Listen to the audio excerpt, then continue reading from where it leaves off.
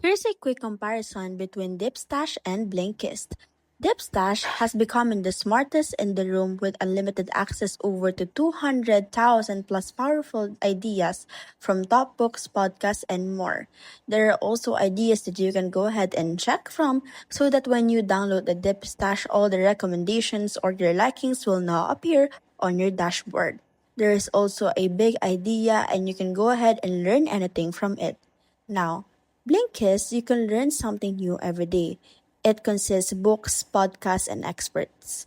Unlike the Dipstash, it only consists books, but here on Blinkist, it has an audio podcast that you can hear, and there are also experts that are saying or talking to this application. It has a 10 years experiences and you can go ahead and have more knowledge about corporate culture, society and culture, entrepreneurship, management and leadership, and more motivation and inspirational mottos. Now here's a table for a concise comparison. For content format, Dipstash is more bite-sized ideas and snippets. For Blinkist, it is structured books summaries. For learning depth, this stash is casually learning and inspiration, while Blinkist is for core comprehension and context. For library curation, Dipstacks is mixed and communities driven.